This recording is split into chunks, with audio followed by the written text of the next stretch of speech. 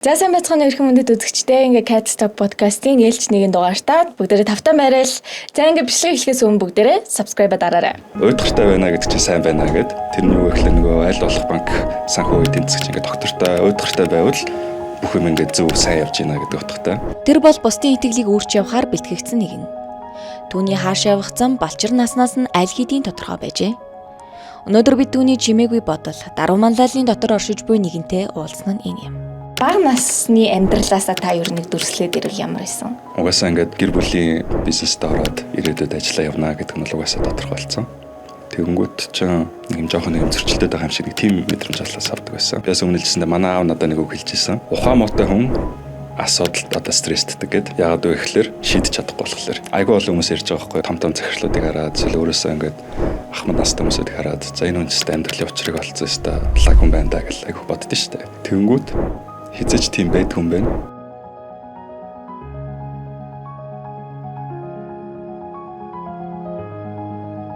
За подкаст нь манд тавтай баярлаа. За өрсөнд баярлаа. За сайн байна уу? Сайхан амарч гин үү? Сайхан. Одоо баг өвлж болох гэдэг нь тий. Харин тий. 30 мууч гараал энэ ч одоо сайхан амарч гин үү, өвлж гин үү гэдэг болчиход байгаа шүү дээ. За та сайхан амарч гин үү? Онд би тарган тавтай. Ааха. Та хэдийн ажил төрсөн аа? За бид хэдийн ажил төрсөн. Ямар ч байсан одоо ингээ өөртөө гэсэн original podcast-а эхлүүлээл тэгэл явж байна да.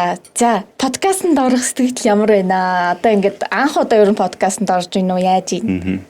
Тэг анхны удаа бол подкастт бол яг орж байна. Гэхдээ сэтгэлийн хувьд бол яг гайгүй, сандрах болов гэсэн бас гайгүй байна. Заашгүй дээ. Ер нь нэг олон нийтийн өмнө айгүйх бас гараад яриа өгөөд тэр манаас тусалсан болов гэж бодож байна. За одоо ямар ч байсан хоёлаа энэ подкастн дээрээ ер нь айгуу гоё юм зүрх сэтгэл айгуу гоё нээлттэй тэгээ чөлөөтэй байгаарай. Богд банкны байгууллагын банк хариуцсан захирал гээл за ямар ч байсан удирд халбан шалд маш олон жил ингээ явж байгаа. Манлайлалаас ихсүүлээд одоо маш олон хүмүүсийн итгэл хариуцлага гээл те. Одоо л таны яг тэгж харж байгаа байхгүй юу? Өсвөрнаас бага наснаас ихсүүлээд маш гоё олон үн цэнтэй яриануудыг хийхийг хүсэж байна. За тэгээ нэр төрийн хэрэг байна. Хүрэлцээрсэн бас маш их баярлаа. За баярлаа. Гоё өгөөжтэй дугаар болоосай гэж хүсэж байна. За одоо хоёлаа шууд яг одооний таныг ярих учраас хамгийн ихний зураг руугаа шууд орчих хоёлаа. За энэ юуны зураг лээ? Танил зураг байна да. За энэ нөгөө юу байсан? Сая 25 оны яг наадмын өмнөхөн нөгөө Монголын Economic Forum, Монголын эдийн засгийн форумын залуучуудын нөгөө чуулга уулзалт. Тэр үеэр бас энэ тайзан дээр гараад нөгөө панел дискшн хийгээд. Тэгээ яг энэ зургаа харангууд надад юу гэж бодогдсон бэ гэхээр би ч одоо 31 нас хүрэж байгаа. Тэгээд адилхан л яг ингээд хичнээн захирлын албан тушаал хасж байгаа ч гэсэн адилхан өөрийгөө нөө залуу хүн гэдэг үднээс хараад ер нь байнгын л сурч хөгжиж өөрийгөө улам боловсруулж явах хэрэгтэй. Тэгээ бас одоо ер нь нэг өөрийнхөө үеийн 30 насны үеийн залуучуудыг харуул бүгд л адилхан ингээд яг эд ажилдаа орчихсон яг нэг эд одоо нэг hard work хийж байгаа гэдэг тэр үеэр харагддаг.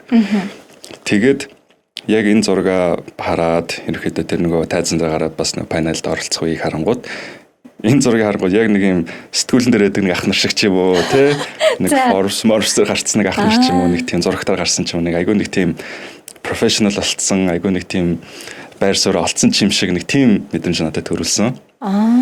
Тэгээ яг энэ өөрөө айгүй тийм юу л да.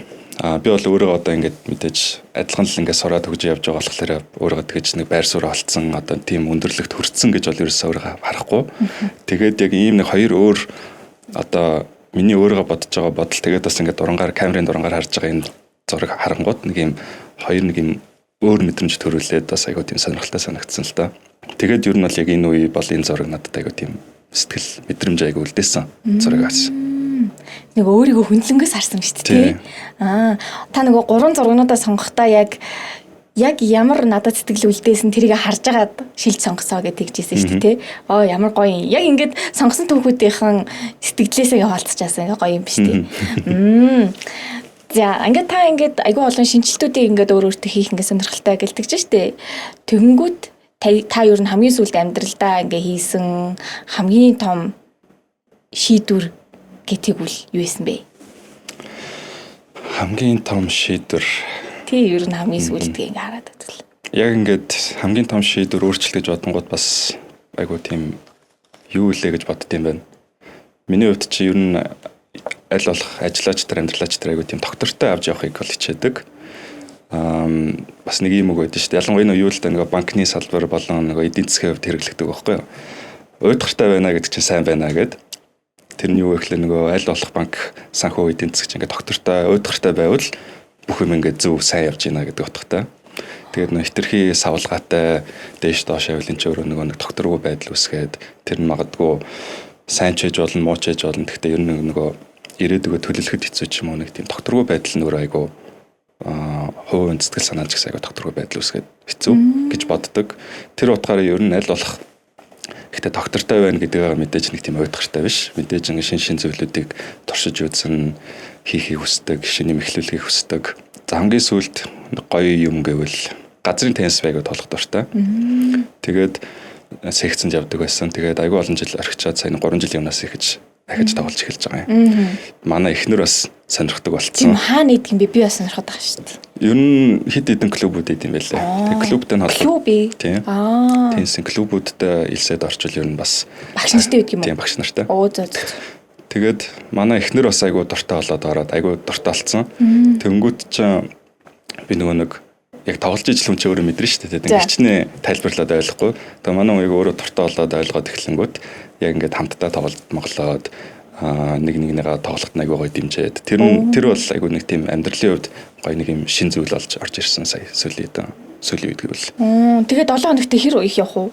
Гоё юм шүү дээ. Тийм 7 хоногт 3 мөр бол тоглоно шүү дээ. Тийм. Оо ямар гоё юм те. Удаад наадах чи арай өнгө манай найзлаад хоёроо сонирхоод байгаа байхгүй юу. Гэтэ хаана явах вэ яах вэ хөө гэл нөгөө цаг заваа ингээд нэг юм баланслан одоо нөгөө ажил амьдралын баланс гэж тэгдэг шиг тэрийг ингээд зохицуулахаас хэцээдэг байхгүй. Тэгвэл таны хувьд ер нь юм ажиллаа бас ингээд ховийн ингээд амьдралаа гоё ингээд баланслж авч явахад яаж тэр балансыг тэгж ер нь тодорхойлж авч явдаг вэ? За яг хүмүүс би нэг юм уншиж ирсэн. Хүн ер нь 3 төрлийн хоббитай байх хэрэгтэй гэдэг. За. Нэг нь болохоор оюун ухаан болон нөгөө нэг бүтээлч байдал creativity гэж тэмцсэн нэг хоббитай байх хэрэгтэй. Нэг нь ингээд бие хөдөлгөөн хийдэг, эрүүл чирэг байхад дэмждэг тийм хобби байх хэрэгтэй. Гуравт нь болохоор за шулуух нэр хэлбэл ингээд мөнгө хийх боломжтой хобби байх хэрэгтэй гэдэг. Энэ гурыгаа ингээд баланславаа явбал ер нь эрүүл чирэгч байчин, оюун ухаанаа ч гэсэн гоё тэтгээд бүтээлч байдлаа дэмжиж явчихна. За мэдээж амьдрахад мөнгө шаардлагатай мөнгө хийх боломжтой хобби байвал за тэрийгээ бүр өөрийнхөө ажил болгоо карьер болгоо явал бүрч тустай юм болов. Миний хувьд теннис би өглөө ерөөхдөө бол тоглолтыг. Амралтын өдөр бол яг арай жоохон орой 9-10 мараа байдаг. Ажил хийхээс өмнө явчихдаг юм. Тийм. Өглөө 7 мал. Жим шил юм биш үү? Жим дээр бас хүмүүстэйгдэг шүү дээ. Өглөөнөөс доо. Уусаа теннис тоглох чинь тэгэл цагаас 2 цаг бол хангалттай. Тэгэж бүр амар. Тийм биш тас. Цагаас 2 цаг гэх чинь тий. За гоё. За одоо амьдралын хувьд ингээд гоё шинжилж айгу гоё шинжилт байна. Ингээд ажлын хажуугаар гоё ингээ хобби оруулаад ирчин гэдэг чи яг одоо миний жишээлбэл хүсэж байгаа зүйл байгаа байхгүй тий. Гоё шүү. За одоо тэгээд тэнгуү чин банкны салбар гэдэг тэнгуүд мөнгөтэй таны хувьд чин жишээлбэл маш ингээ ойрхон хүн байгаад байна шүү дээ. Тэгвэл таны ингээ хувьд яг өөрт нь мөнгөтэй харилцах тэр одоо арга барил гэж би одоо нэрлэдэг л та. Хэрэглээ. За тэгээл одоо мөнгө хэрхэн хоримтлуулах уу гэд бүхий л одоо үйлдэл чинь мөнгөтэй харилцах ингээ болчиход байгаа юм. Тэгэхээр яг мөнгөтэй та яг хэрхэн харилцдаг нэг тийм арга барилууд ч юм уу хоримтлагдаг болвол хэрхэн одоо жишээлбэл нэг юм хоримтлуулдаг хэрхэн одоо үр ашигтай зарцуулдаггүй яадаггүй гэдэг нь бас их санагдсан. Тийм ер нь залуучууд айгүйх асуудал та. За. Тэгээд мэдээж яг нэг банкны салбарын хөлөөр бүр бас их сонирхолтой санагдчих магадгүй. Яг хоо мэдээж яг нэг юм томьёо гэж бол мэдээж байхгүй. Хүн болгонд таарах томьёо гэж байхгүй. Хүн болгон өөр. Мөнгө гэдэг зүйл миний бодлоор санхүүгийн эрх чөлөөхөөс илүү цагийн эрх чөлөө олгодог гэдэгт би бол итгэдэг байхгүй. Цаг хугацааны эрх чөлөө гэдэг нь хэрвээ хүн одоо үнэхээр одоо бидний хэлдэг нэг санхүүгийн эрх чөлөөнд хүрч чадах юм бол зүгээр мөнгөтэйхөөс илүү цаг хугацаагаа эргэж өөртөө авах. 50-30-20-ийн дүрм гэж байдیں۔ Тэр нь юу гэхээр хүн орлогынхоо 50%-ийг яг хэрэгцээтэй юмдаа зарцуулаад тэр нь одоо магадгүй байрны төлбөр ч юм уу таг усны төлбөр яг амьдрахад шаардлагатай хэрэгцээндээ 30%-аа болохоор хүсэмжит зүйлтэй За магадгүй гадуур хоолж ундах, найзуудтайгаа уулзах, кино үзэх гэдэг те. 20%-га хадгалан жим хөрөнгө оруулалт хийчихье гэдэг. Нэг ийм ер нь бол айгуу тийм түгээмэл нэг ийм заагуурч гэх юм уу, томьёоч гэх юм уу тийм бол байдیں۔ Тэгвэл түрүүний хэлсэнчлэн дийлэнх орлогын дийлэнх хувь нь бол мэдээж нэг өдөр тутмын зардлууд, хэрэгцээтэй шаардлагууд, ер нь бол нэг амьдрахад шаардлагатай зардлууд гэдэг рүү бол орчиж байгаа. Хоол, хүнс, түрээс. Тэгэд нэг чухал юм юу вэ гэхээр 20%-га нөгөө хадгаламж эсвэл хөрөнгө оруулалт хийж штэ те. Эхний ээлжинд ер нь залуучууд хандж хэлэхэд заавал тэгж нэг тийм дүнднэрээ битээ нэг хач холбогдлогоорой. Сард 10,000 төгрөг гэх чигсэн хадгалах нь ер нь бол урт чин дараа нэрээд хэрэгтэй. Ягаад гэвэл тийм тодорхой дүнд хүрэхээсээ илүү яг ингээд нэг хадгалах хөвшил те заншлаа ингээд сургана гэдэг чинь өөрөө ирээдүйд ингээд хоримтлагцаар хагаад магадгүй 10 жилийн дараа ингээд өндөр цалинтай ажилд ороход тэр хөвшил чинь байвал мөнгөч улам илүү үржигдээд хурдан өснө л гэсэн. Тэгэхээр тэр хөвшлийгээ ер нь бий болох нь айгуу чухал. Тэгэхгүй нэг 10,000 төгрөгтэй сар эзэдүүлдээд за энэ ч одоо юу болох вэ гэл үрчдэг ч юм уу те. Тэгэхээр 10,000 гэж нэг дүнгийн голгүйгээр хоримталтаа зүгээр хийгээд сурчгаа дадал болгочих гэж би бол ер нь зөвлөдөө. Таны хувьд нэг юм баланс алдагдах гэж за төлөвснөөр заримдаа ингээд санхүү мөнгөч ингээд болоход хэцүү байдаг шүү дээ. За яг ингээд төлөвлөл за би яг энийг ингээд тэр төлбөртөө хийн энийг ингэндээ гэсэн чинь за өмнөх сар ингээд юм чи инкод хийв гэлдэг нэг юм савлгаа ирдэг шүү дээ. Таны хувьд тиймэрхүү үе дээр ер нь яаж зохицуулах вэ? Тэгэхээр бас нэг юм асуулт байдیں۔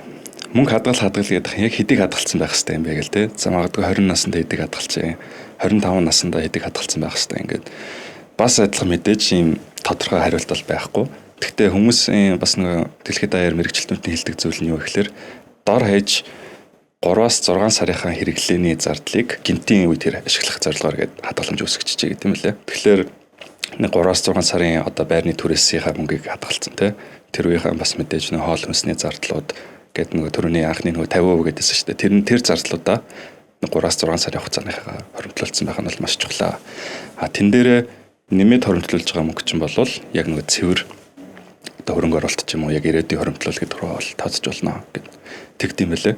Тэгэхгүй бас үнэлдэ мэдээж нөгөө хоримтлахгүй гэхдээ яаж хязээ хоримтлуулахаа мэдгүй яаж эхлэхээ мэдгүй хүмүүсээ тэнгууд нөгөө гинтийн зарцуулах мөнгө байдгүй. Тэнгууд ч яг мэдээжлэн нэг шуурхай зээл ч юм уу апын зээл гэл авах шаардлага үүсдэг. Тэгээд апын зээл одоо ер нь сүүлийн үед бас айгүй түгээмэл алдсан, авахд ч айгүй амар болсон. 18 хүрсэн. Тэгээ регистрийн дугаартай л бол баг шууд авах боломжтой болсон. Тэнгүүд тэр нь өөрөө за мэдээж ихний ээлжинд нөгөө дүн баг, тэнгүүдээс шимтгэл айгүй бага харагддаг. Тэгтээ яг нөгөө хүүнд ингээд тооцож үзсэнгүүд баг 30-40 жилийн 30-40-50% хүүтэй юм шиг тийм айгүй өндөр зардалтай байдаг. Тэр талаас нь яг бодож үздэг юм байлээ. Тэнгүүд нөгөө ялангуяа нөгөө айгүй авахд бэлэн болцсон зүйлийг чинь залуучууд угаасаа шууд аваад идэм байлээ. Тэгээд апын зээлээрээ зээл хаагаад яваад ангууд тэрнээсээ гарч чадахгүй нэг тийм циклд орчдөг. Бити тэгээсэй л гэж юу хэлмээр байдیں۔ Гэхдээ нэг нэмж хэлэхэд нөгөө зээл аавн, апын зээл аавн гэдэг нь өөрөө бас яг тийм буруу зүйл бол биш. Яг юунд хэрэглэх гэж байна гэдэг ч айгүй чухал. Мэдээж хэрэгцээтэй үедээ ингээд зээл аваад тэрийг дараа нь гэхдээ хэрхэн яаж төлөхвүлээ гэдэг бодолцсон байх хэрэгтэй. Одоо ялангуяа сүүлийн банкны харж хсаалт гэдэг системээс болоод нөгөө зээлийн оноо гэдэг систем рүү шилжчихсэн. Тэнгүүд нөгөө хүн болгон санхүүг нөгөө зээлийн түүхээс нь бодоод ерөөхдөө зээлийн оноог гаргаад өгчөж байгаа. Тэр нь юуг илэрхийлж байна гэхээр тэр хүн ер нь хэр найдвартай зээлдэгчээ авсан зээлийн төгтөл магадaltaй юу гэдэг ерөөхдөө ингээд оноогоор гаргаад өгчөж байгаа. Кредит систем үү? Тийм. Тэр нь тэгээд мэдээж түүх вэжж тэр оноо ч гарч ирнэ. Тэнгүүд өмнө зээл аваад төлөөд байвал тэр оноо ч ингээл улам сайжраад байна гэсэн үг. Тэгэхээр ер нь бас юу хэлэх гээд байна гэхээр зээлийг шаардлагатай үед аваа гэж хэлж байна те. Гэхдээ зээлийг зөв ашиглаас орчвол ирээдүйд энэ оноо ч улам нэмэгдээд дараа нь ирээдүйд магадгүй сайн оноотой болол арай хөнгөлөлттэй зээл авдаг ч юм уу. Тийм боломжуудаас нэгддэг болохоор эртнээс ер нь ингээд зээлийн түүхээ бас үүсгээд явах нь айгүй чухал шүү гэж ер нь залуучууд хэлмээр байдیں۔ Гэтэ нэг юм жишээлбэл би ингэсэн байхгүй юу? Ийм Монголын тэр чинь шууд гараад ирчихдээ штэ муу зээлдэгч юу юу гэд. Тэгээ би ингээ өөрөө бүр мэдгүй. Дээр үед ингээд амар олон юм тэндээс юм дугаар аваарай гэ. Тэгээ би ингээд дугаар ингээ авцсан. Син чин тэр нь ингээд өнгөө тухайн үед авцсан. Тэгээд дараа төлбөр ч юм уу нэг юм сар болгон төлбөр авдаг байсан юм л да. Бүр олон жилийн өмнө би тийг авцсан. Тэгсэн чинь миний нэр дээр ингээд тэр чинь юм хомнууд бүгд өссөн. Тэгээ би ингээ Аваад тэргээ мартаа тэр дугаар муугаараа хэрэглэхэ болоод бүр олон жилийн дараа гинт ийм өнгөлөө тэр тим гараад ирсэн. Зээлийн хэмжээ нь 8,000 төгрөг заяа. Тэр би өөрөө гайхаад яана энэ ч одоо ингээд төлөөгөө хэрвээ би харж ихсаалтанд ингээ орчих юм бол хэрвээ би нэг төлчих юм бол тэр чигсаалтанда нэрээ цэвэрлэх юм уу эсвэл бол яг тэнцэнэ энэ миний ингээд хар болцсон энэ юм байгаад идэг гэдэг нэг тиймтэй байд юм уу? Танд энэ дээр мэдээлэл байгаа юу гэж? Тийм бас яг ингээд тийм утасны сүлжээний компаниудын зээлүүд те богино хугацааны ч жижиг зээлүүд хоримтлагтаад мартцсан тийм тохиолдлууд амар их байд юм бэлээ. Тэгээ яг хуу мэдээж нөгөө хэрвээ яг банкн дээр зээл авч байл нэрийн судлаад яг юм учиртайгээ тайлбарлаад яг шийдэж болох байх. Хуучин бол нэг харж ихсаалтанд орсон бол тэгэл ер нь там бололцсон. Тэр харж ихсаалтанд тэгээ юу вэ? Нэг 6 жил хүртэл жилөө ерөнхийдөө мэдээлэл нь хадгалагддаг. Тэгээ зээл олохгүй гэсэн үг үстэй тий тэр чинь. Тий ер нь бол хэцүү болчихж байгаа л гэсэн үг л дээ. Одоо хууль шинжлэгдээд ер нь бол зээлийн оноо гэдгээр бол явцсан. Шилжиж байгаа. Тэгэхээр хичнээн нэг одоо зээл чанаргүй болоод ангилагдсан ч гэсэн дараа дараагийн зээлүүд ингээ сайн төлөө явах юм бол тэр онооч улам нэмэгдээд авах боломжтой гэсэн үг. Тэгэхээр ер нь нэг удаа тий ингээ 8,000 төгрөгийн зээлэн дээр харж ихсаалт оруулчаад ирээдүйн бүх одоо хаалгуудаа ингээ цойжлуулчихж байгаа гэдэг тийм өмнө тийм байсныг одоо болчихж байгаа гэсэн үг. Тэгэхээр тэрийг төлчих юм бол дараа дараагийнхаа ингээ илүү сайн төлөөд тах юм бол оноо нэмэгдээд тах юм тийм үү? Ямар гоё мэдээлэлд тааднаа. Хоёлаа хамгийн түрүүний хэлжсэн шүү дээ ингээ нэг юм ер нь юм тогтвортой байдлахыг хичээдэг гэдэг чинь шүү дээ. Тэгвэл тэрнээс өмнө ч юм уу ингээд амьдралыг чинь нэг юм амар өөрчилсөн тийм үйл явдал танд байдаг уу? Ер нь миний амьдралд айгүй тийм өөрчлөлт гэдэг зүйл айгүй тийм тогтмол байсан болов уу гэж боддог. Багасаа л би ер нь айгүй олон сургууль шилжиж явж исэн. Тэгэл сургууль шилжингүүд чинь найз нөхдүүд солигдно. Ялангуяа ингээд хүрээлттэй болоод найзтай тасаад ирж байхад ингээд гинт өөр сургуулиар ингээд яг жоох хөвгтэй хувьд бол бас айгүй тийм том цохилт байдаг байсан болов уу гэж боддог. Бас айгүй олон удаа нэг гэр нүүжсэн. Тэнгүүд ер нь л хэдэн жил болоод аль нэг ингээд солигдож байгаа. Тэгэхээр нэг тийм өөрчлөлт гэдэг зүйлд айгүй тасцсан. Нэг тийм үг гэдэг чинь ингээд амьдралд 3 зүйл тодорхой байдаг. Үхэл, татвар, өөрчлөлт гэдэг. Тэгэхээр ер нь зарим хүмүүс ч нэг юм өөрчлөгдөнгүүд айгүй тэрэнд имзэглэдэг ч юм уу. Өөрчлөлтийг хүлээж авдаггүй. Хуучин юмд айгүй тасцсан. Би болохоор тийм шиг юм өөрчлөгдөхөд айгүй тийм хүлээцтэй болцсон юм уу? Сая асуулаа шүү дээ нэг амьдралд чинь том тохиолдсон зүйл хэнгүүд байнгын л нэг юм өөрчлөлттэй байсан болохоор ингээд яг нэг энэ зүйл намайг ингэсэн ингээд хэлэхэд айгүй хэцүү.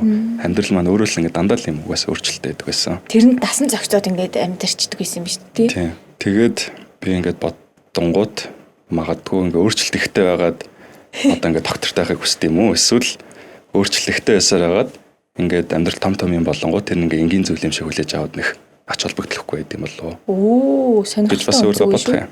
Тийм ээ тий. За тэгээд тэгэнгүүт чинь таны амьдралд ингээд өөрчлөлтүүд ингээд маш их байсан юм байна. За тэгээд амьдралд бол ингээд нэрнгээсээ бас ингээд дээшээ доошоо гэл ингээд зөндөө нут ингээд байж штэ. Тэгвэл хүндрэл саад бэрхшээл тулахад та тэрийг ер нь яг яаж харах гэж хичээдэг? Тэгээд тэрийг ер нь яаж давахыг хичээдэг вэ ер нь? Саад бэрхшээл би нэг ном уншсан. Монголоор орчуулсан ном нь болох нөгөө таймжиргүй амьдрахын урлаг болов. Таймжиргүй амьдрах бяцхан урлаг. Бяцхан урлаг тийм. За. Тэр номон дээр хэлсэн байдаг. Ер нь амьдрал гэдэг чинь өөрөө ингээл араасаа цугларсан юм. Ер нь л асуудал. Амьдрал гэдэг бол өөрөө асуудал. Ямар асуудал чи өөрөө сонгох вэ гэдэг бол чиний асуудал гэж байгаа юм. Одоо чи өглөө тэр нэг номны юу гэдэг юм. Жишээ гэдэг баха ингээд хүнтэй суухтай. Одоо тухайн аль-альных нь амьдралаа хамгийн гоё аз жаргалтай мөч. Тэгмээд тэгсэн мөртлөө тэрийг дагуулсан асуудлууд ингээд гарч ирдэг. Дараа нь мэдээж хүүхдтэй болох уу болохгүй юу? Санхугаа яах вэ? Цаг хугацаагаа хэрхэн яаж өнгөрүүлэх вэ гэдэг юм уу? Ингээд араасаа ингээд асуудлууд ингээд ургуулаад л идэг. Нэг асуудал шийдэнгүүт замгадгүй араас нь 2-3 асуудал ингээд цэцгэлээ гараад ирдэг ч юм уу. Гэдэг нэг тийм өнцгөөс тайлбарлаж байгаа байхгүй. Тэгэхээр ер нь амьдрал гэдэг өөрөө ингээд араасаа цовсон асуудал юм аа гэд. Тэр нэг юм асуудал юм уу сорилт гарч ирэх юм бол тэрэндээ ингээд битгий түүрт те бити асуудалтаа дарагдаад ингээд сэтгэлээр унах ч юм уу. Тэг шаардлагагүй. Яагаад гэвэл анханасаа ингээд за энэ асуудлыг шийдсэн ч дараа нь угаасаа дахиад ард нь юм байгаа.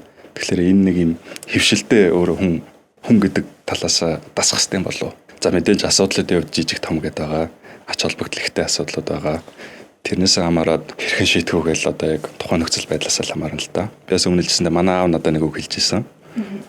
Ухаан мотой хүн асуудалд одоо стрессддэг гэд. Яагаад вэ гэхээр шийдэж чадахгүй болохоор. Шийдэж чадахгүй хүн одоо ингээд яг тэр байранда гацаад стрессдэг нь бол аргагүй байхгүй юу.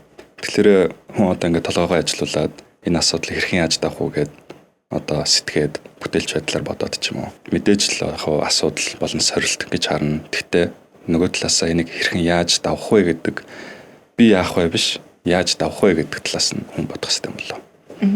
Тэгээд хэд хэдэн аргууд те энэ асуудлыг шийдэх ингээд бол хувилбаруудыг гаргаж ирээд хамгийн зөвийн сонгол тэгээ сонгосон болвол тэрийг тууштай хэрэгжүүлээд асуудлынхаа ард гараад тэгэл угаасаа асуудал шийднүү дараагийн асуудал угаасаа л гарч ирнэ. Тэгээ сэтгэл зүг ингээд бэлдээл амар юм бэ те.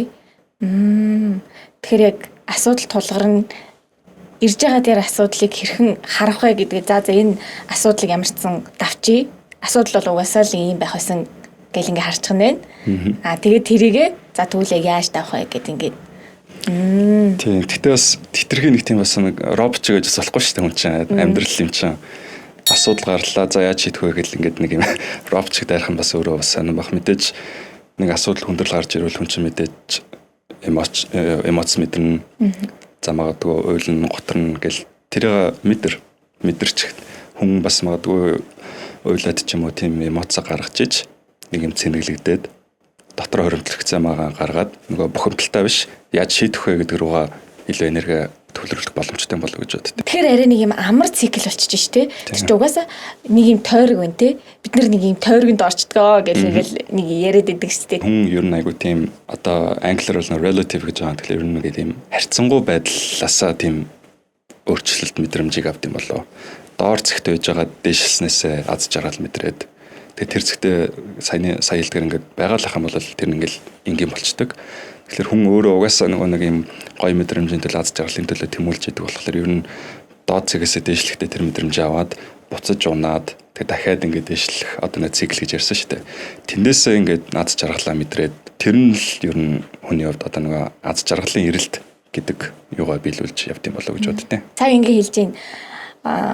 Шин зүйлтэй тулгараад тэрэнд тодорхой хэмжээнд үргэлжлэхээр яг ингээд нэгэн хэвийн болоод дасчдаг гэдэг чинь шүү дээ.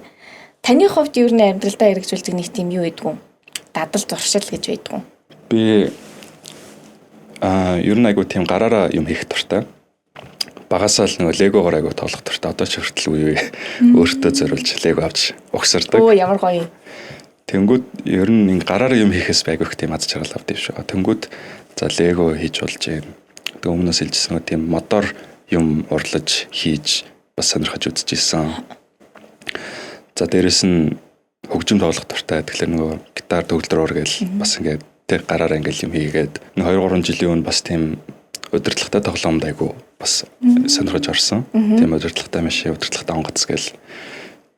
Тэгэл ер нь нэг юм шин хоббинууд бас ингээд сонирхоод угаасаа айгу тийм бас нэг жоохон сониуч талтай гэх юм уу. Тийм юм хийж үзэх юмсаа гэд. Тэрнээсээ айгу их кайф. Шинэ юм хийж байгаасаа айгу их кайф авдаг. Хоббинууд нь гоё юм те. Лего нь одоо ер нь хэмжээгээр одоо дэлгүүр мэлгүүрдээ ороод харахаар чи зарим нэг ямар тоглоомын дэлгүүрээ нэг лего маа амар олон төрлийн сүмнэр энэ төр хүүхдийн тоглоом энэ төр зардаг дэлгүүрээс ахгүй. Тэгээ ороо харсан чи бүрстэ амар том ингээ лего ингээ засцсан. Ордон шиг юм засцсан. Тэг чи таны хувьд ер нь ямар шиг легонууд ивлэх үү? Тийм лего ч за бас яг ингээ легогийн талаар гэвэл бас нэг бүр бүхэл бүтэн дугаар алах хэмжээний айгу тийм юу л да. Компанийн талаас нь харангууд тэдний хувьд нөгөө нэг хүүхдийн тоглоом л гэж анханасаа танигдсан. Угаасаа л хүүхдийн тоглоом гэдэг. Гэхдээ сүүлийн үед яаж нөгөө компани нэг одоо 180 градус зэрэгүүлж ч юм бүр ингээ ашиг нэмэгдүүлсэн бэ гэхээр томчууд руу ингэж бүтээгдэхүүнүүдээ чиглүүлж эхэлсэн. Тэгээд бага насндаа легогоор тоглож ирсэн хүмүүс чинь бүгд л томорцсон байгаа. Тэнгүүд яг тэднэрлүү чиглүүлсэн легонууд айгүйх гаргадаг болсон юм байлээ. За одоо яг нөгөө айгүй тийм алдартай кино минонуудын дөрүүдийг онгоцнуудын ч юм одоо Star Wars гэдэг байна. Нөгөө бүгжний эзэн гэдэг байна. Тэр мэдрийг одоо сетүүдийг хийдэг болсон. Нэрийг кинон зөндөө идэв шүү дээ. Тэ? Тэр нь бас айгүй тийм сонирхолтой ингээд өөрийнхөө дуртай киноных ч юм уу тийм сетүүдтэй хүн аваад тэгвэл бас айгүй цуглуулга болгоод айгүй гоё юм байлээ. Та ч өөрөө сонирхолтой болохоор бүр амар нарийн харсан биш үү? Биш тэгж бодож байгаагүй тоглоомд гэж хардаг гэсэн. Тэгээ тэр чи яг юм жоохон байх чинь гэхдээ нэг юм том ингээд нэг юм хийждэг, эвлүүлдэг тоглоомнууд байсан мэт. Тэгэл жижиг юм гараад ёо яас жоох хэцүү юм байгаад ингээд шантраал ингээд болж маждаг. Тэр чинь ингээд заримдаа ингээд өөрсдөө биш нэг юм сэтгэж мэтгэж ингээд хийдэг юм байдаг штэ. Тэр мөр нас их сорн тий. Тий ингээд одоо чиний хэлдэгнүүд дэлгүүрт айгу том зассан байх нэг чи яг нэг юм яг тэргээр нь зардаг тийм сет бол биш байдаг байхаа их. Яг нэг өөрсдөө одоо нэг ширхгүүдийг аваад тэгээд ингээ ухсарсан. Угаасаа бүр тийм томоор зардаг сет гэж бас юу байдаг байх. Хамгийн том нь тэд нар хэдэн ширхгээрээ гэж хамгийн том нь бараг нэг 10,000 ширхэгтэй сет мэдж байдаг лөө. Тэр том баримлууд чинь бараг 30-40 мянган ширхэгтэй байдаг байхаа. Түл өөртөө бас ер нь нилийн сэтгэдэг. Сэтгэлгээ ер нь аягүй сайн хөгжчихнэ тий. Тэр чинь нөгөө зураг харж хийхгүй юм шүү. Амар олон зүгээр ингээд юмнуудыг ингээд өрөөл хийгээд ангууд чинь өөртөө толгоонд харчаад тэгэл сэтгэж хийх юм л тий. Тий. Ер нь нөгөө хүүхдээ ч гэлтгөө хүний аягүй тийм бүтээлч замгийн аягүй сайн хөгжүүлдэг юм болоо гэж боддتي. Таны яг хобби нь ч өөрөөс тийм юм биш үү? Тэ одоо нөгөө гараар юм уурлна тэгээд легогоор юм бүтээн гэдэг ингэ чинь би лего гэдэг ингэт зүгээр л надад тоглоом тоглоод байдаг гэж бодсон шүү дээ. Тэгсэн чинь нэр амир сонирхолтой өнцөг шүү дээ. Аюу гоё юм байна. Тоглохээс илүү ингээд яг ингээд гараараа юм угсраад хийн гэдэг тэр мэдрэмж нь өөрөө надад аюу тийм гоё мэдрэмж өгдөг. Тийм байна. Ёстой шин өнцгүүд их нээж байна. Баярлалаа. Ёстой гоё байна. Тарих нэг юм цэнгэлэгдэхээр угаасаа нэг гоё мэдрэмж төрдөг шүү дээ. Истогоо. За, одоо тэгээд ингэүүд чинь хүн чинь ингээ харилцаа бүр байнга ингээ байна тий. За, таны хувьд бол мэдээч хэрэг ингээл одоо ажлынхантайгаа ингээл харилцахаас гадна за ингээ харилцагч байгууллагуудаа ингээл зөндөө ингээл тий хүмүүстэй ингээл харилцах маш олон харилцааны ингээл ажлууд хийдэг баг. Тэгээд тэгэнгүүт ер нь ийм харилцаанаас хүн аз жаргалыг ч мэдэрч болдог, харилцаанаас хүн одоо тий гунигтай тэр мэдрэмжийг ч ингээд авч болно. Тэгээд тэгэнгүүт таны ер нь стресс наа тийм таар үед хинтээ ерөн сэтгэлийн хаваалт нээлттэй ярилцдаг ер нь. Би ер нь жоохон тийм дотгошоогоо талын хүн юм шиг байгаа юм. Гэт юмаа нэг ярьдгүү. Гэт дотроо л хоримтол болчдаг. Яг гоо сүүлийн үед гэвэл одоо их нэр манд л угаасаас дэмждэг л те. Асуудал байвал ингээд надад хэлж ил даа гэд. Тэнгүүд би өөрөө болохоор анханасаа ингээд ийм асуудалтай нeenийга нэг гарахгүй болохгүй нь заавал хэлмээр байна гэдэг нэг тийм мэдрэмж байдгүй ч юм уу. Эсвэл ингээд аль болох нэг ойр тойрны ээж аавдаа ч юм уу эхнэр хүүхдүүдэд ингээд гоё мэдрэмжийг өгөхийн тулд ингээд өөрийнхөө зовлонгоо тэднэрт тулгамааргүй байдаг ч юм уу. Яг яагаад гэдгийг аль хэлж мэдэхгүй нь ер нь л тийм хэрэг юм бол ингээд дотроо хадгалцдаг. Тэг яг хоо түрүүн би бас хэллээ нэг хүн чинь ингээд мэдрэх зүйлээ мэдрээд гадагшлуулаа дараагийн амрыг орох гэд өөрийнхөө зөвлөгөөнөөс ингээд эсрэг юм хийгээд байдаг. Тэгээ яг энэ бас яг миний хувьд л ер нь айгуу тийм суралцах хэрэгтэй зүйл гэж боддог. Ингээд илүү өөрийгөө нээж асуудал хаваалцдаг. Магадгүй ингээд сул талаас харуулчихгүй ч гэдэг юм уу нэг тийм одоо ингээд гүн ухтал тухайд нэг байдаг ч юм болов. Ингээд нөгөө өөрийгөө шинжиж үзэхэд. Тэгээ нөгөө өөрийнхөө тийм болохынсан гэж хүсэж байгаа зүйлээ өөрөө ядаж нөгөө харцсан байна гэдэг чинь айгүй зүг юм тий. Ямар ч насанд хүн чинь нэг юм тодорхой юу болж байгаа юу болохгүйгаа ингээд анзаарч хараад тэгээд өөрийгөө өөрчлөхийг хүсээд байна. Тэгээд тэрийг ойлгоод тэг ингэрээ гэд бусдад ч гэсэн хэлж ийн гэдэг чинь би хийж чадахгүйгаа ч гэсэндээ ингэж байна. Би ингээ бас тэрийг хүсээд байна. Тэрний нэг гоё сайхныг ингээ бас ингээ хараад гаднаас нараад ингээ цог орё гэдэг жбайгаа юм шиг те. Тэнгүүд надад бас их гоё үнэлүүштэй санагдаж байна. Тэгээд нөгөө дээр үед чин ч юм уу одоо ер нь одоо ч гэсэн ингээ хүмүүс хэлдэг нөгөө эрэгтэй хүн байлаа гэд ингээд уйлдаг эрэгтэй хүн байлаа гэдэг нэг ийм ойлголтууд маш их ингээл явдаг шүү дээ. Одоо та ингээ сайн хэлж чинь эхнэр нь бол ингээд асуудлуудаа ингээ хэлжээ гэд ингээ хүлээдэг юм байна. Ер нь тэгэхээр нөгөө тойрын дунд ингээ баг зэргийн тийм асуудал жишэл үүслээ гэж бодоход тэрийг ер нь хэрхэн тэрнийхээ ард ер нь давж гарах уу? Хосын харилцааны хувьд шүү дээ. Хосын харилцааны хувьд яг хөө тэгэл асуудлууд мэдээж гарна. Тэгээд бас жоохон юу талдаа адилхан ингээд жоохон дуугаа хораачих талтай байдаг. Эхнэр нь? Үгүй би. За. Тэг би дуугаа хороочингууд манай хүн ч гэсэн тэгээд адилхан дуугаа хороочно. Угаасаа ингээд харилцаараа коммуникац явагдахгүй байхлаар чинь тэгээд тэнгуүтэй яг би бас энийга буруу гэдгээс мэдээл байгаа. Та хэлдэггүй их нэртэй. би буруу бас гэж бодож байна хэлдэггүй. Хэлжсэн бахаа гэх. Одоо эхнэрээ сонсож байгаа хаа. За. Эвлэрнэ гэдэг чинь зүгээр л тэрийг ярьчингууд л бараг ер нь эвлэрчдэг. Хэр хугацааны дараа ер нь яг уу? Та ингээл одоо жил хоёлаа дуурайч тийм биш үү? Тэнгүүд тэр ингээ байж байгаа тэг хин ярьж эхлэх үү ер нь? За бараг манай эхнэр эхэлж ирдэг баха. Ааха. Миний бодлохоор ингээд түрүү хэлсэн шүү дээ ингээд савлаад байхгүй. Нөгөө зарим хүмүүс ч магадгүй ингээд нэг өдөр хараа гээл нэг өдөр хэрэлдээл тэгснэ 10 минутын дараа зүг зүгээр болж болоод ч юм айгу тийм савлгаатай. Тэрнээсээ бас ингээд кафе аваад ингээд би биндээ тохирцсон хүмүүсээс байна. Манай эхнэр бит хоёрын хувьд болохоор ингээд ойрхон тийм жижиг юмнаас модалцах угаасаа дурггүй. За магадгүй ингээд мэдээж том юм бол асуудал ярилцаад ингээд шийдэрлээ явна. Гэхдээ ихэнхдээ ийм жоох юм шулуухан байдаг гэх юм уу. Ер нь одоо та бол одоо ингээ өөрөөрийнхөө өнцгөөс одоо яри заяа. Тэгэнгүүт та ч ил ингээл дуугаалцдаг гэдэг нь шүү дээ. Ер нь яг ингээ дууга болох тэр шалтгаан нь ер нь та өөрийгөө юу гэж хардаг вэ? Нэг юм сэтгэлчний эвгүй болоо шууд ингээл чимэг болчих шүү дээ.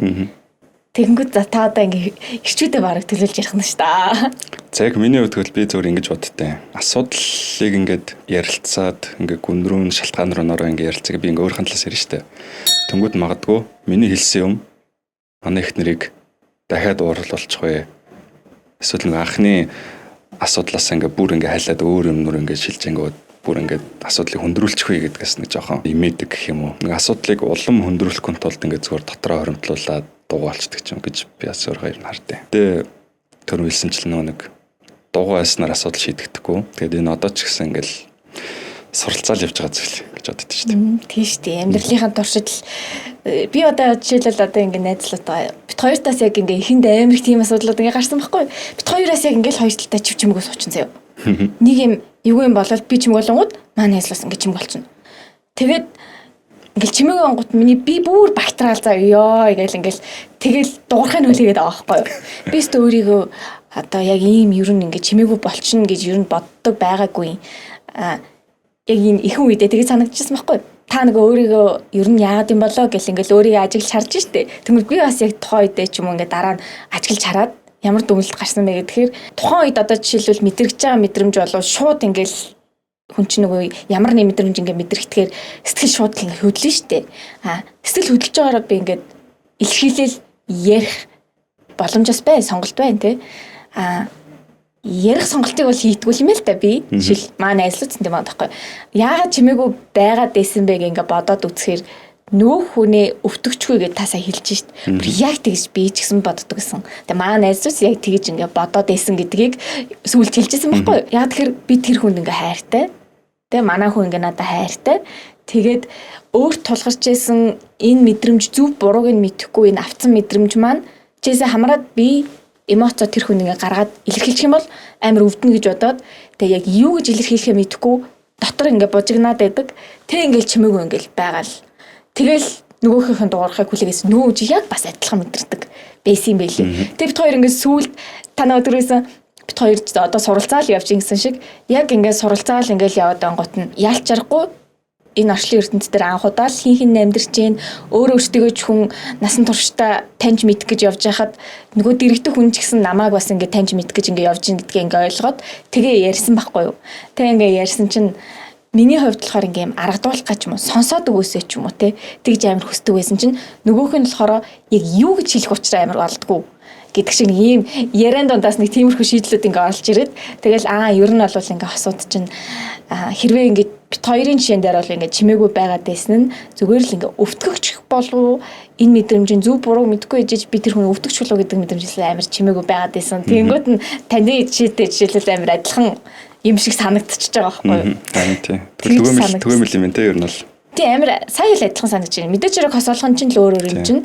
Гэхдээ нөгөө таны хэлжсэн тэгвэл миний ингээ мэдэрчсэн мэдрэмжтэй амар адилхан санагдсан. Тэгээ манай ихэнх чинь бит хоёр юу яасан ингээд гар ороод хэрвээ асуудал ингээд шаналгаад ингээд авах юм шууд тэр дороо ярилцчихъя гэд бит хоёр амлалт өгсөн би биндээ. Хасан ярилцаа бол их сонирхолтой байлаа. Бас сонирхолтой зүйлсүүд дээр ингээ ижил санагдлаа. За тэгээд тэгэнгүүт танд яг нэг юм ихтгэлтэй зөвлөгөө өгдөг хүн байгаа юу гэдэг бас их сонирхолтой санагцсан. Одоо өөрөө байгууллага удирдаал ингэж Тэ? Зөвлөгөө өгдөг нь бол одоо манай аав л энэ да. Аав бас надад хэлдэг ингээ хэрвээ асуудалтай ингээд яхаа мэдэхгүй үедээ бол шууд л ороод ирээд ярилцчихъя гэдэг. Тэгээд би одоо ч хүртэл бас ер нь яг хөө заримдаас ингээ зөвлөгөө авъя гэж ороогүй байхад шууд ингээд ерөөхдөө нөхцөл байдлыг мэдрээд ингээд айгу зөвлөгөө өгчдөг. Тэр нөрөөс айгу миний хувьд ингээд нөгөө дотроос юм гаргаж чадахгүй болохоор ингээд бас зөвлөгөө өгч юм айгу гоё байдаг. Та нөө хоёулаа бүр нэг өмнө уулзахад хэлжсэн шүү дээ. Ингээд удирд халбанд айгүй эрт ингээд ороод тэгээд ингээд гинт маш олон юм хариуцлагууд ингээд хүлээгээд тэгээд нэг хүмүүс яаж харчвал миний султлыг мэдээ ингэчих болов гэдэг нэг юм маш олон ингээд бодлууд ингээд байсан ингээд тэгжсэн шүү дээ. Тэнгүүт хамгийн эхлээл одоо ингээд яг удирд халбанд шал ингээд очиж байгаа шүү дээ. Тэнгүүт яг тань тулгарч байсан асуудлууд яг юу вэ? Нэг айгүй эрт тийм өндөр хариуцлагатай албан тушаал дээр очингууд ялчгүй л угаасаа айгүй өндөр хариуцлага хүлээн. Тэгээ өндөр хариуцлага хүлээнгүүт чинь алдах ирэхгүй юм шиг тийм мэдрэмж айгүй их төрдөг. Манай аав болохоор бас надад айгүй их тэг зүйлтэй байхгүй. Алдхаас битээ хүн болгон л алддаг. Тэрийг ч гэсэн би өөрөө толгоондоо ингэ мэдээд байдаг. Хүмүүстэй ч гэсэн би ингээл битээ алдхаасаа гэж бол ер нь хүн болгонд л хэлмээр байдیں۔ Угаасаа алдахгүй гэж айгаад хичээхгүй болвол угаасаа үр дүндээ хүрэхгүй. Тэгж яхаар алдаж онжиж ер нь хүн чинь нөгөө туршлага хоримтлуулад би гэдэг хүний ч одоо ингээ бий болгож байгаа шүү дээ. Тэгээ ингээ альва нэгэн зүйл хийсэн цагт л ядаж алдсан ч хамаагүй эцсийн үр дүнд бол яаж иж байгаа л хүрдэг. Тэгэнгүүт яг уу одоо ингэж хэлэхэд амарч ч гэсэн за би ч нэг 25 мавтаад ч юм ингээл ер нь захирал болонгууд шууд ингээл нэг бие бариад ч юм уу алдаж болохгүй гэдэг мэдрэмж төрөөд байгууллагатай хариуцлага хүлээж байна. Одоо шууд удирдлагын доор хариуцлага хүлээж байна. Бас дээрэс нь удирдах байгаа хүмүүсийнхээ өмнөөс ингээ хариуцлага хүлээж байна. Ингээ тал талаас ингээ баахан хариуцлагын дунд ингээ орсон юм шиг. Тэнгүүд бүр ингээ ялчгүй ингээ бүр ингээ үйлдэл хийхээс айдаг л болчих юм лээ. Тэр нь л ер нь хамгийн хэцээс ингээ зоригтой шийдвэр гаргах ч юм уу, шийдвэр гаргалаа гэхэд алдлаа ч юм уу. Тэнгүүд яг тийм залуу үед байхад бол ялчгүй нэг тийм одоо яах болоо ингээ хариуцлагатай албан тушаалд хүрч ирчээд алдах хэрэггүй байж байгаад алдчихлаа. Тэгвэл одоо яах вэ? Хүмүүс яаж хүлээж авах вэ гэдэг айгу тийм их бодлоод айгу их байдаг байсан. Тэгээд хэдийн үедээ та тэрийг туулсан уу ер нь? Одоо ер нь туулсан гэж бодож байна уу? Туулсаар л явж байна. За яг тэр үетэйгээ бодвол одоо хамаагүй гайгүй болсон болов уу гэж бодож байна. Одоо чи хэдэн жил болж байгаа вэ? Харин тааглаар чинь 6 жил орчим юм уу? 6-7 жил явцаа. Нэг талаасаа ийм үед би юу гэж боддог вэ гэхээр айгүй олон хүмүүс ярьж байгаа байхгүй ингээд бид нар ингээд магадгүй нэг том захирлуудыг хараад эсвэл өөрөөсөө ингээд ахмад настай хүмүүсүүдийг хараад за энэ үнэстэй амьдралын учрыг олцсон ёстой лаг хүн байна да гэж айгүй боддоо штэ. Тэнгүүд хизээч тийм байдгүй юм байна. Тэр үн ч гэсэн би юу хийж байгаа вэ? Би одоо юу вэ гэж айгүй их эргэлздэг юм байна л да ер нь. Бүх хүн гэж байгаа байхгүй бүр. Тэгэхээр яг тэр өнцгөөс нь бодож үзэнгүүт би ч гэсэн хүн тэр хүн ч гэсэн хүн бүгдээрээ л адилхан одоо энэ дэлхий дээр учраа олохгүй явж байгаа. Тэгэхээр ер нь бол нэг тийм өөрсдөө гэдэг тийм мэдрэмж авч арай нэг өөрөө тайвшруулдаг ч юм уу, арай нэг урам зориг өгдөг ч юм уу. Бусад бүхэн болоод байна. Би ганцаараа болохгүй байх гэдэг бодол ер нь хамгийн аюултай юм шиг байгаа. Тэнгүүд чи ингээд өөрөө уламжлал хоёглаад хөдөлгөөс айгаад ингээд бүр ингээд нөхрөө ордог ч юм уу те. Тэгдэм болов уу гэж бодсон. Тэгэхээр нөө хамгийн түрүүнд ингээд ярьдаг шиг өдөр тутамд байнгын нөгөө нэг асуудлууд нь гарч ирсээр л байдаг. Тэгээ тэгэнгүүт таны хувьхан чинь өөрөө шинжлэхдээ суралцах хосын харилцаан дээрээ ч хүртэл ажил дээрээ ч хүртэл ингээд суралцах энэ сонголтыг ингээд хийгээ явдаг юм байна шүү дээ тийм үү? Тий. Тэгээ сурж ийн гэж бодоогүй ч гэсэн амьдралын туршлагын эрхэнд угаасаа л хүн ингээд туршлагалаад хоримлол явж байна. Тэгээ туршлага гэдэг чинь өөрөө л сургамж шүү дээ юм бол. Саяын таны тэр хэлдэг дүгэл чих сонирхолтой нь тий. Одоо нөгөө би ингээл жоохон бахта оюутнуудыг хараад амар том хөгшин юм шиг санагдаж манагдаал. Тэгэл өөрөө тухайн үедээ оюутан болсон чи амар хөгчиг хിവэрээ юм шиг өөрөөдөө санагдаал. Одоо ингээл нас ингээл дээшлэх тусам яг энэ насыг би амар юм том хүн шиг гэж бодсон чи үгүй юм биш гэдэг. Би тийм үгийг амар олон найзуудаасаа ингээд сонсч ийсэн байхгүй юу. Тэгээд гисэн чинь бас л одоо жишээлбэл таны насны ч юм уу танаас дээш насны олон хүмүүсийг бодохдоо энэ хүн бараг алддгүй байх. Энэ хүн ингээл ингэдэг байх. Гэт ингээд бодсон чинь нэрнгээсээ одоо өнөөдөр бид нөр өөр өөртөө ямар хүүхдэрээ мэдэрдэг шиг одоо Тэ та ч гэсэндээ ингээд өөрийнх нь дотроо ингээл яг ингээл боловсрч явж байгаа энэ хүн гэдгээр нь ингээд үгнэд хэлсэн чинь бас нэг талаараа амар гоё шинэ үнцэг нээж өгж байна. Энэ дэлхийд дээр байгаа 8 тэрбум хүн бүгдээр л анхны удаа амьдарч байгаа. Тэ? Өдөр тутмын цаг минут тутмын шинэ юм байна шүү дээ. Ботсон чи хуучин амьдралаа туулаагүй шинэ амьдралыг өдөр тутамдаа туулж байгаа учраас хүн болгонд тэр асуудлууд нь тэр амьдрал нь шинэ юм байна. Тийм учраас шинэ юм бүхэнд хүн болгон ингээд за яах вэ нөгөө туршлагаасаа хамаарат бас арай өөр харж болох юм. Харах өнцгөөсөө. Тэгтээ тэгэл адилхан л шинэ юм байна л та. Гоё өнцөг шүү. Өстой гоё өнцөг байна. За одоо энэ хүн өстой надаа ийм маш олон нөгөө та аюу их ном уншд юм бэ тийм үү? Номнуудаас аюу их ишилж авч гин. Ер нь ямар шүү төрлийн номнууд уншдаг вэ? Би нөгөө юу яадаг л та. Бас ч яг нэг байн уншаад байх бас боломж гардаг. Тэгэхээр нөгөө яг үнэхээр энэ аюу өгөөжтэй ном байна гэвэл аль болох бүтнээр нь уншаад үгүй бол нөгөө ерөнхий нөгөө саммаринууд эд ч тэрийг уншиж дээ. Тэгэх юм бол ядаж бүтэн номыг уншихгүй ч гэсэн гол мессежүүдийг авчдаг. Тэгээ бас нэг юу байна нэг уран зохиолын ном ингээл хүмүүс айгүйх уншаал байдаг шүү дээ. Би ингээ уран зохиолын ном уншиж чаддаггүй. Тийм уншихлаар ингээд нэг цаг үрээд байгаа шиг санагдаад байдаг юм хэрэгцээ. Ингээл яагаад ч нэг цаг тутам л өөрийгөө хөгжүүлж боловсрч бусдаас соцорчихгүй гэдэг нэг тийм мэдрэмж байгаад байдаг болохоор найл болох нэг өөрийгөө хөгжүүлэх юм уу эсвэл нэг юм алдартай бизнесмэнүүдийн амжилтанд хүрсэн хүмүүсийн намтрууд ч юм уу эсвэл нэг яг ингээд нэг тийм сонирхолтой одоо эдийн засгийн ч юм уу санхүүгийн ч юм уу сэдвт тийм номнуудыг аль болох ер нь унштай. Тэгэл бас ингээд нөгөө талаас бодож авах ингээд уран зохиолын ном уншлаа гэд бол буруу байхгүй ч одоо хүн болгон л одоо ингээд уран зохиолын ном уншдаг гэдэг. Яалчгүй ингээд бас нэг өөрийгөө гой зөвлөгөө өгöd байгаа юм шиг хэрнээ өөрийгөө ингээд айгу тийм юу яадаг сул тавьж чаддгүй ч юм уу бие барьдаг ч юм уу нэг тийм хянуур гэх юм уу тэг санагдаад байдаг шүү дээ. Та нэг өөр их хэлэхдээ хэлжсэн шүү дээ нөгөө залуугаасаа маш их олон талаас ирж байгаа хариуцлагыг мэдрээд ирэхээр баригдмал болчдөг гэл тэгээд идэх шиг таны амьдралаас өөрийг нь тийм болгоол юм байна л да. Тэг ингээл угаасаа та сайн байхгүй болвол одоо маш олон хүмүүсийн итгэлийг ингээл хүлээцсэн байгаа. Тийм учраас одоо өөрийгөө тий харах үнсгийн хувьд ч гэсэндээ ингээд сайжруулах талаас номнууд л унших тийм амьдралын бараг шаардлагаас л уншаад идэх юм шүү дээ тий бодохоор. Тийм тэгэл нөгөө олон юм уншиж олон тал өнцгүүдийг харж магадгүй дараагийн асуудлуудыг шийдэхэд бас энэ олон өнцгүүдийн би өөрөө яг тэрийн туулааг хүчгсэн өөр хүмүүсийн туулсан зүйлүүдийн суралцаад туршлагаас нь сурах юм байна шүү дээ тий. Дараагийн асуудлуудыг шийдэхэд бас нэмэр болох юм болов гэж боддог. Тийм байна тий. За яг одооны энэ хүн бүрэлдэн бий болоход зөвхөн яг одооны та биш л юм л да тий.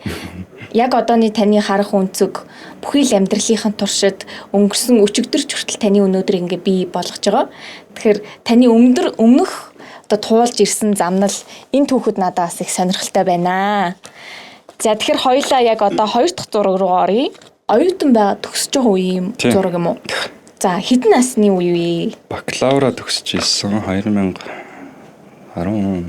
он гэхлээр ч юм бэ. 21-ээс юм уу? Өсвөр үеийн ер нь өнгөрцөн байсан юм байна шүү дээ тий. Яг энийг хараад би ер нь өсвөр үеэл гэж ер нь бодсон л доо. Оо тийм үү? Тийм. Тэгээд яг бас нэг сонгосон шалтгаан ингээд чи надаас нэг өмнө асууж ирсэн шүү дээ.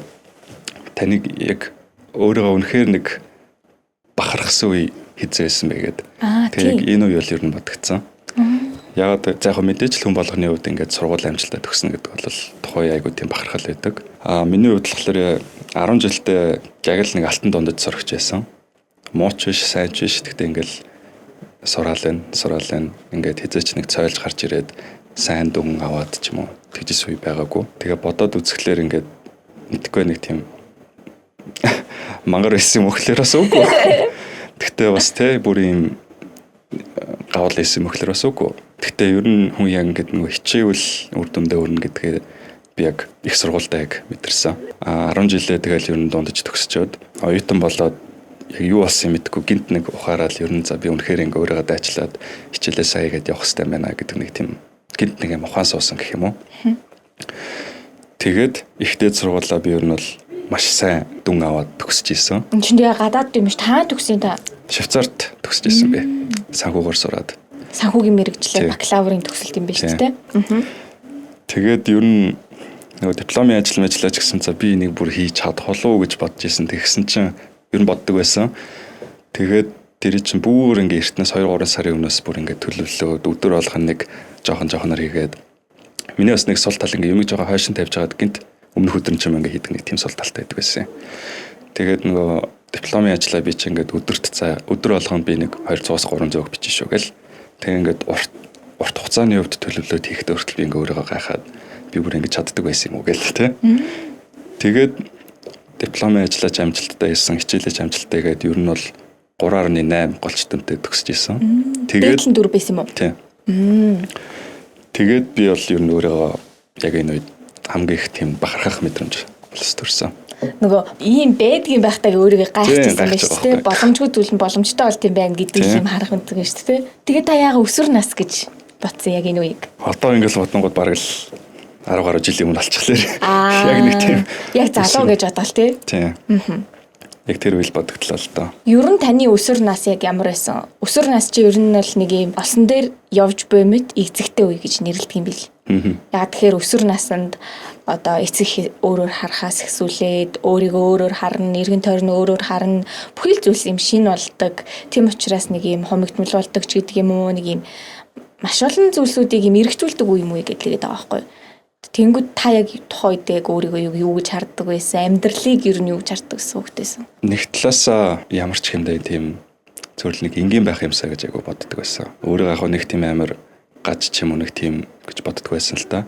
Гэхдээ зөвхөн нэг аль болох нэг тийм амар онцгороод ч юм уу тэгэхгүй зүгээр л ингээд хүн болгонтэй ингээд зэрэгцээд хүмүүс ч одоо ингээд багасаа л одоо ялангуяа одоо сошиал үедтэй ингээд хүн болгон дэлхий рүү ингээд өөрийгөө цацах боломжтой. Надад ингээ хязгаарч тийм өөрийгөө онцгойруулаад лаг болох гээд ч юм уу тийм мэдрэмж ерөөсөй байдаг байсан. Уртхаа хийгээл нэг тийм аль болох нэг тийм энгийн амьдралаар ч юм уу явах юмсаа гэж боддог байсан. Тэгээд эсвэргээрээ нөгөө талаас нь ингээд миний ер нь ирээдүйн амьдралын зам нь ер нь тодорхойлогдчихсан байсан гэж бас боддог байсан. Тэнгүүд нэг юм жоохон нэг юм зөрчилдөд байгаа юм шиг нэг тийм мэдрэмж болоос авдаг байсан. Угаасаа ингээд гэр бүлийн бизнест ороод ирээдүйд ажиллаа явна гэдэг нь бол угаасаа тодорхойлцсон.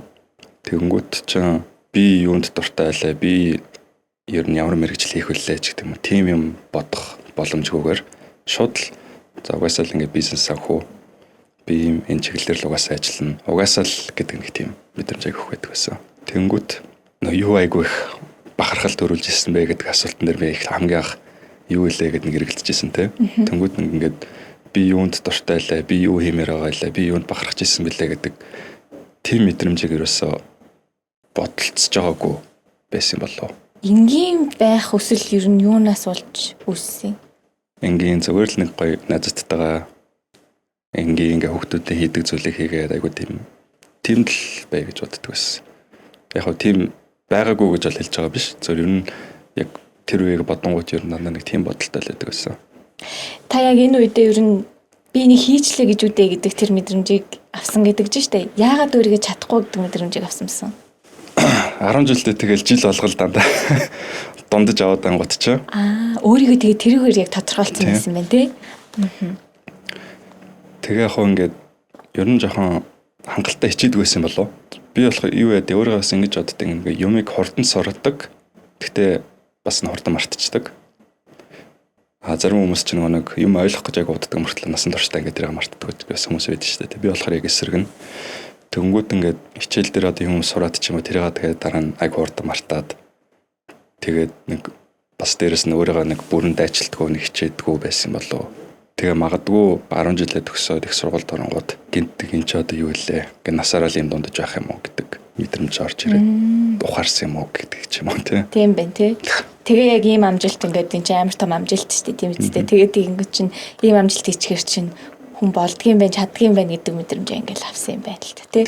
Одоо яг нэг ийм хүний бодож сэтгэдэг маш олон зүйлсүүд бага насны гэр бүлийн хүмүүжил, эцэг эхийн заавар сургаал гэл те та түрүү ингэлжсэн хамгийн их одоо зөвлөгөө аваасаа илүү их ингэ сонсдгоо гэлтэгчсэн шиг яг энэ тайван энгийн зүйлийг хүсч мөрөөддөг энэ хүний хэлбэржүүлсэн тэр үе рүү одоо хоёлоо буцъя. За тэр нь болохоор одоо хамгийн сонирхолтой бүхэл зүйлсүүдийн одоо уг углуурах шалтгаан гэж одоо нэрлэе да энэ бага насыг. За бага насны амьдралаасаа та юу нэг дүрслээд ирвэл ямар байсан? За энэ зургийг бас сонгосон шалтгаан гэвэл энэ юу юм? Америкт Нью-Йорк хотод би ээжтэйгээ хамт амьдардаг байсан. Энэ яг нэг 6 насны үе юм уу да. Яагаад сонгосон бэ гэхээр би энэ өдрийг одоо хүртэл мартдаггүй. Амар сандаг байхгүй юу? Тухайд Америк явсан шалтгаан юу юм шиг манай ээж сурахаар яваад тэгээд дараа нь тэнцэнээс сурчаад ажиллаад ер нь бол Америкт 2 жил болоо Монгол руу буцаж ирсэн. Тэгээд энэ Нью-Йоркт нэг байранд амьдарч байгаад манай ээж нөгөө ажил сургуультай яваад намайг ингээ өдөржингөө давуулаа явж чадахгүй. Тэгмүүд гэртээ орхичдаг гаванцаараа. Тэгээд надаас одоо би сандгүй гэхдээ ингэж сахиж хилдэг байсан гэсэн бити гараарэ тэр чинь Америкчаас нөгөө хууль дүрм хатуу газар чинь хүүхдээ ганцаараа ингээ орхиж болдгоо. Ганцаараа ингээ гараа явчих юм бол тэгээд ээж нь баривчлаа шүү, шоронд орно шүү гэж бас хэлээд захаад явдаг байсан гэж аахгүй юу. Тэнгүүт өдөржингөө ингээ гэртээ ганцаараа зурагт үзэлэвтэл хинч байхгүй. Авсаа айгүйх айдаг байсан. Хэдэн настай байсан үе? 5-6 настай байсан үе. Тэгээд яг энэ өдөр гинт ээж баахан уут дүүрэн юм хичээл иргэсэлж юм те ингээ зурган дээр агч юм харандаа фалмастер бичгийн цаагаас энийг тоглоом энэ бариад орж ирээд би бүр амар баярлж байсан байхгүй юу ингээд өдөржингөө ингээл зурагт хийхээс өөр юм байдаг байсан чинь гинт ингээд гоё зураг мөрөхт ч юм уу айгу тийм гоё юм орж аваад ирэнгүүт бүр амар баярлж байсан. Тэр нэг одоо хүртэл ингээд би сандаг. Тэгээд ер нь нөгөө нэг насан туршдаа л нэг юм өөрчлөлт гэдэг зүйлийг ингээд туулж авсан гэсэн шүү дээ. Тэгэхээр 4 настайгаас ингээд гинт Америк яваал тэнцээ 2 жил амьдрал Америкт байхдаа ч гэсэн 2 өөр хотод ингээд шилжиж амьдрал. Тэнгүүтээ Монголд 6 настай дээрэл хамгийн анх чинь би Орос 14-т сурдаг байсан. Тэгээ 3 дахь ангиас орчлон руу шилжээд 7-оос Америк сургууль за тэгээ эцэст нь олон улсын ном сургууль гэдэг ер нь 4 сургууль шилжсэн. Яг энэ үеийг харахад одоо ингээд айгу тийм ганцаарддаг байсан санагддээ шүү дээ. Өдөржингөө ингээ хийх өмгөө зургт үзээ суугаад. Тэгээ гарч болохгүй. Гарвал ээж баривчлагдана гэлээ ач. Айн тий. Тэгээ найзууд байсан юм би. Тий найзууд гарч болохгүй юм чинь найзуудгүй. Энэ үе та тэгээд сургууль сурдаг байсан юм уу? Сүүлд нь нэг цэцэрлэгт явдаг болсон. Цэцэрлэг өлөө өсөл нэг дугаар ангид ч лөө. Аха. Энэ үе энэ зургийг хараад харин гинт их тэр үе бодогдоод айгу тийм тод санагддаг. Тэгээд зургийн хэрэгсэл юмнууд аваа тэгээ энэ үеэс та зурж эхэлсэн юм уу? Зурж би ч яг гараар юм их дуртай гэж байгаа ч гэсэн зураг зурж чаддгүй. Гэхдээ яг нэг хүүхдээ хувьд ч мэдээж нэг харандаа балаавал айгу тийм зурна шүү дээ. Тэнгүүд гинт ингээ уут дөр ингээ гоё юм бариад ороод ирэнгүүт л гоё зур амар баярлж байсан. Бусдаар бол ер нь нэг бага насны үе гэвэл ер нь бас нэг сайн сандаг маа. Ер нь нэг Монголд ирснээс хойших үеэл арай нэг айгу сандээ. Аав ээж нь таныг ер нь яг яаж өсгсөн гэж боддог вэ? Ер нь яг яаж өсгдөг гэсэн аав ээж? Аав бол ер нь гар хөрөх байтугай ер нь загинч үзэж байгаагүй. Загнуулвал яг мэдээж ээж л загнадаг байсан. Гэхдээ яг нэг тэгж амар байнга загнуулаад байх. Би ч гэсэн өөрөө ингээд ээж авахын нүдэнд хичээлээ сайн хийчих юмсан ингээд нэг юм баярлуулчих юмсан гэдэг байсан болохоор ер нь аль болох загнуулахгүй байхыг л одоо хичээдэг байсан. Нэг удаа ээж одоо хүртэл ярьдیں۔ Энэ нөгөө 1-2 дахь энтэйсэн Монголд байхад хичээлээ сайн хийхгүй ингээд байгаад бол сорон бүсээр зодсон шүү гэл намайг айлгцсан юм байл та. Би тэгэнгүүт сорон бүс гэж юу байдгийг ч мэдэхгүй аав руу уцаар яриад ээж наваа сорон бүсээр зодно гэсэн хавлцсан байгаа байхгүй юу. Тэгсэн чи аав ирээд чи хүүхдээ юу гэлцсэн бэ гэх. Тэрийг яг санддаг одоо ингээд нэг ээж аваа ярианаас л тэр үеийгээ ингээд сонсож байгаа байхгүй юу. Тэнгүүд яг ер нь аав загнадгүй ээж ч гэсэн өөрөө яг айгуу тийм зөөлөн хүн. Гэхдээ хүүхдийн хувьд ч одоо ээж аав гэдэг бол бурхан ээж аав юуг бол хууль загнангууд чинь тэгэл ээж наваа загначлаа гэл айгуу юу байгаа шүү дээ. Айгуу хүн дээр хүлээж аавна. Тэгээ дээрэс нь би чи нөгөө доороо 2 дүүтэй. Гэхдээ яг доотлын дүү маань намайг бид 8 насны зэрэгтэй. Тэгэхээр 8 нас хүртэл ер нь дүү мөөгүй бас юм ойрхон найзгүй айгуу ер нь жоохон чинь ганцаардмал өссөн гэж юу боддоо шүү дээ. Тэгээ одоо ер нь миний хамгийн сайн найз одоо хүртэл байгаа найз бас яг нэг 8-тай үеэс найзалж эхэлсэн. Тэгэл яг тэр үеэс л хойш нэг найзууд гэж юу байдаг. Тийм найзтай болж эхлээд 8 наснаас хойш. Аав болохоор загнахгүй мөртлөө ер нь айгуу тийм сургаал хилдэг бага бах үед тийм лекц уншдаг. Тэгээ ер нь нэг тийм загнахаас илүү ингээд нэг ийм аргаар ингэж хэлдэг байсан. Ингээд өөрөө л мэд амьдралаа яах юм чи өөрөө л мэд. Хүүхдийг нэг өөрийг нь ухааруулах талаас нь тэгж хүмүүжилдэг байсан болов. Одоо ингээд хичээлээ сайн хийхгүй байх юм бол тэгэл ингэж штэ тэгэж штэ гэдэг нэг тийм дүр зураг буулгаад тэнгуут хөвгт чи загнуулахаас илүү ингээд бүр амар тийм тэрэлтэнд орчих жоохоо. Танд одоо яг сандаг хамгийн тийм хэлж исэн ямар тийм ерөн сургаал байсан? Гол нөгөө хэлэх гээд байгаа мессеж нь хичээлээ сайн хийх ухаантай бол тэгээд ажиллаа сайн хийвэл мэдээж нөгөө өнгө төрөхтэй ингээм амьдрал аягүй сайн авч явна гэдэг тэр гол мессежийг хэлэх гээд байгаа юм л да. Аав нь уу? Тий. Аха. Тэгээ одоо ингээ хичээлээ сайн хийхгүй байвал одоо энэ тэгэл гудамжинд гарна штэ л гэж амар айлгадаг байсан. Аха. Тэнгүүт чинь ингээл бүр ингээд төгтийн талханд амар дүр зураг болж байгаа юм чи. Чи юу лээ гэл. Аха. Тий. Бас нэг инээдтэй юм ингээд одоо өөрөө эцэг болчихгонгууд мэдээж нэг хүүхдтэй бас нэг үе нэг загнахаас л хүмүүжлэх үе гарна штэ. Тэнгүүт хүүхд чинь ингээл загнагуудаас ингээд уйлчин. Тэгээ ингээ өөрөө хүүхдтэй уйлуулчлаа гэдэг айгу сэтгэл өвддөг. Өрөвдөд. Тэнгүүд бага насны үед чинь ээж загнасан гутал ээж наваа загналаа гэж бүр амар хүндэр хүлээж авна. Тэгээ одоо ингээ бодонгууд ээж бас ингээ загначаад айгу тийм өрөвддөг. Хэцүү, өөрт нь хэцүү байдаг байсан гэдэг ярьдаг байхгүй юу? Тэнгүүд ингээд яг нэг ээж аваагаа ээж авах гэхээс илүү ингээд хүн гэдэг талаас нь айгу харж эхэлт юм байлаа. Өөрсөнд нь хэцүү байгаа ч гэсэндээ хүүхдийн төлөө бас яг ингээд хэлэх үедээ хэлж шít те. Тэгээ тийм учраас та тэр нэг амар орцсон таны хүмүүжилт маш том үн цэнтэй болсон юм шүү те.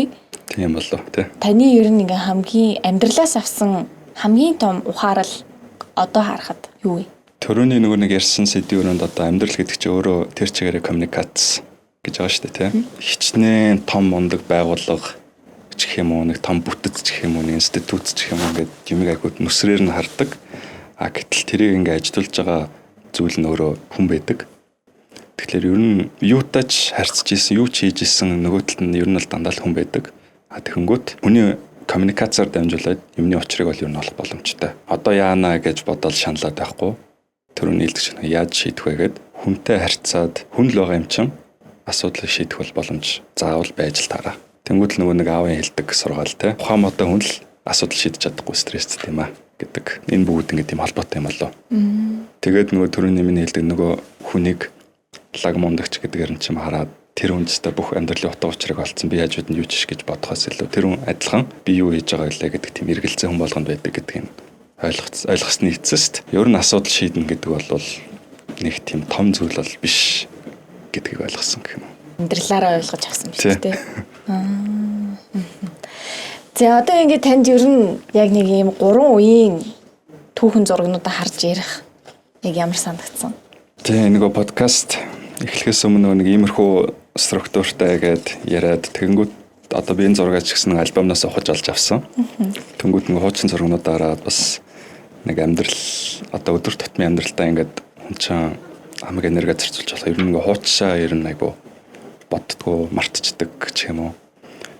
Тэнгүүд яг ингээд зориудаар хуучин зургуудаа бодоод энэ юу илээ гэд айгу тийм сэтгэлд айгу тийм мэдрэмж үлдээсэн байт юм байлээ. Тэгээ бага насны яг энэ үеийн зураг гэхэд ч гэсэн ингээд бүр айгу сайн тодор ингээд санаж байна гэд ингээд яг хуучаа ингээд нэг юм дурсаад ч юм уу ингээд бодонгууд айгу ер нь бол гоё байлаа. За надад бас айгүй үн цэнтэй амар сонирхолтой байлаа надаа. Тэгэл алдаа оноо дутагдал, суултал, давуу тал гэх маш олон зүйлсүүд ингээд байдаг ч гэсэндээ өөрөө аливжээ тэрийг ингээд би чадахгүй байгаа ч гэсэндээ ийм болохыг хүсэж ингээ анзаарцсан. Тэгээ тэрийг ингээ бусдтай харамгүй ингээ хуалцсан надад бол айгүй гоё үн цэнтэй санагдлаа. Тэгээд та ч гэсэндээ яг энэ түүхүүдэд зориглон харин хуалцсанд маш их баярлалаа. Тэг хамгийн сүүлд нь бяцхан талархлын бэлэг байгаа юм аа. За энэ бол подкастыг маань цойлогс хамт олон маань явуулж байна. Энэ манай tote bag байгаа юм. За тэгээд та өөрөө ном бас унших сонирхолтой. Тэгээд нөгөө өөрийнхөө хүүхний хөгжилч гэсэндээ айгүй хөрөнгө оруулах сонирхолтой гэдэг чийсэн. Тэгээд тэр нь бол яг энэ тань тохиромжтой бэлэг байна гэж. За энэ болохоор таны альва үйл хэрэг болох нэг юм ном бидэд хамтран гаргасан юм. Тэгээд яг энэ дээр яг та өөрөөрийнх нь дараагийнхаа үйл хэрэгт нь хэрэг болох үз байх болов уу гэж бодож байна. За тэгээд дараагийнх нь болохоор яг одоо энэ ширээн дээр ч гэсэн харагдж байгаачлан за хоёлаа хамгийн түрүүнийг ярьж байсан ашигтай бактери та өөрөө уудгүй гэхдээ гэрийнх нь хэрэгэлдэг гэж хэлсэн шүү дээ. Одоо нэг өөрөө уух боломж гарч ийнэ гэдэг. За та тэгээ өөрөө хэрэглээрээ. Нөгөө ашигтай бактери өөрөө та нөгөө энгийн зүйлсүүдээс ингээ аз жаргал маш олон зүйлсүүдийг мэдэрч болно. Хоёлаа хинт ингээ хэлжсэн. Ходоод өөрөө бас бидний оюун бодолд ингээд нөлөөтэй байдаг гэдэг шиг. Өдөр тутмын энэ одоо амьдралд нь эрүүл байгаарэ гэд тэр түүнийг одоо бэлэгдэж яг энэ бэлгийг гардуулж өгч байна. За тэгээд За баярлалаа. Зургнуудын хамт бэлгэлж байна. Маш их баярлалаа. Баярлалаа. Нөгөө түрүүн би анх хэлжсэнтэй ингээд өдөр ер нь олон тийм яриа өгөөд олонний өмнө гараад ер нь ингээд сандрах гайгүй байна гэд. Гэхдээ тэр үед бол ихэнхдээ л яг нэг мэрэгчлийн үүднээс одоо санхүү мөнгөний талаар ч юм уу эдийн засгийн талаар гэд яг ингээд нэг өөрийнхөө гүнлүү ухаад яг нэг өөрийгөө эргэн бодоод амьдралд ер нь бол мэдээж гэр бүл ойр дотны ээж аав гэл бүгд чухал ч гэсэн эцсийн эцэд энэ амьдрал дээр би гэдэг хүн л байгаа. Тэгэхээр тэрийг ингэж эргэн бодож нэг өөрийгөө нээж ярилцах бас боломж олгосон танаа шоунд подкаст баярлаа гэж хэлье. Маш их баярлалаа. Танд ингэж цаг гаргасанд маш их баярлалаа. За. Яны гаргаж таа. За баярлалаа. Зориг дутагдах мөчүүд хин нэгний түүхэл чамд түшдэг. Subscribe хийгээд лавг гараг бүр хамтдаа шин түүх сонсцгоё.